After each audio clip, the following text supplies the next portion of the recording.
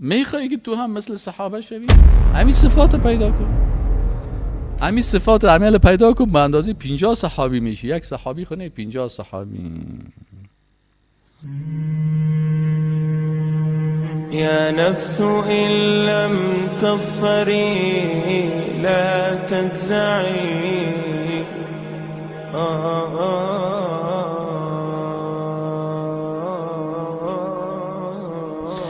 الذین کسانی بودن که اخرجوا، یکی خرجه هست یکی اخرجه هست. خرجه خودش بدل خود بیرون شد، یک کسی دیگه هست که سرزمین خدا منطقه خدا دوست داره لکن دشمنای اسلام اینا مجبور میسازه به هجرت. فهمید یعنی؟ پس اینا کشانده شدن، کشیده شدن از کجا؟ از این منطقه، از منزل من دیارهم، از خانه هایشان، هم زمین هایشان و خانه و چیزی که دکان و تجارت داشتن، تجارت خانه و ایگه پایشان کلشان از پیشان گرفتن و اموالهم و مالایی که داشتن کلشان هم از پیششان این دشمنای اسلام گرفتن و اینا را دست خالی از اینجا کشیدن. این مهاجرین الله میگه که چی هدف داشتن؟ فضلا من الله و رضوانه، دیگه چیز هدف نداشتن. اینا قلب بسیار پاک داشتن، هدفشان رضایت الله بود. الله متعال میگه هدفشان عالی بود. چی بود هدفشان؟ فقط فضیلت طلبیدن از الله و رضایت الله را حاصل کردن. این هدف مهاجرین بود. و ینصرون الله و رسوله، عملشان چی بود؟ وقتی که هدف انسان خوبش بود عملشان باید خوبش باشه. الله میگه امی قسم که هدفشان عالی بود عملشان هم عالی بود. چی بود عملشان؟ نصرت دین الله و رسول بود. همیشه کوشش میکردن که دین الله را نصرت بکنن و پیغمبر الله را نصرت و همراهی و کمک بکنن.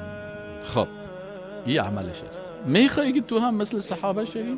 همین صفات پیدا کن، همین صفات عمل پیدا کن، به اندازه 50 صحابی میشی. یک صحابی خونه 50 صحابی. اولئک هم الصادقون، الله میگه اینیا راستگویا هستن در ایمان خود و در عقیده خود. پس یک کسی که در پیش یک پادشاه صداقت میکنه، بازو پادشاه در گردن از این مدال صداقت میپرته. برای مهاجرین مدال صداقت راستی را کی داده؟ الله متعال. الله میگه اولئک هم الصادقون. این قرآن برای چه وقت نازل شده؟ تا به عصر رسول الله صلی الله علیه و آله یا تا روز قیامت. پس الله میگه که اینا صادق هستن تا چه وقت؟ تا روز قیامت. الله عالم الغیب است، الله عالم الغیب است و قرآن هم تا روز قیامت مسلمان ها انسان ها با ایمان داشته باشن. خب یا الله مهاجرین شناخت میخوایم که برای ما انصار هم معرفی شوه. انصار چه قسم مردم بودن یا الله؟ الله متعال میگه انصار والذین کسایی بودن که تبوأ الدار والایمان، دو خانه داشتن، اردویش به خاطر دین و به خاطر الله آماده کرده بودن برای استقبال مهاجرین. کدام دو خانه بود؟ یکی خانه که دو زندگی میکردن، یکی خانه دیگه قلب است. هم خانه خود برای استقبال مهاجرین آماده کرده بودن، هم قلب‌های خود را. والذین تبوأ الدار والایمان، کسایی که آماده کردن خانه خدا، خانه منزل خدا و همچنان قلب خدا جایگاه ایمانه. من قبلهم، قبل از اینا، پیش از اینکه صحابه برسن مهاجرین برسن، اینا آمادگی داشتن. عملشان چی بود یا الله؟ یحبون من هاجر الیهم، اینا مهاجرین دوست داشتن. حالا اگر یک مسلمان در یک سرزمین اسلامی در یک جای در یک مشکل گرفتار میشه، بازو را زدن میکنن، لط میکنن که تو اینجا چی میکنی؟ نه؟ برای ما خو انگلیس نقشه جور کرده، ما خود نقشه انگلیس هستیم. این سرزمین افغان هاست. این کی جور کرده سرزمین افغان ها؟ انگلیس. اگه نه که آنجا که دین ماست آنجا وطن ماست.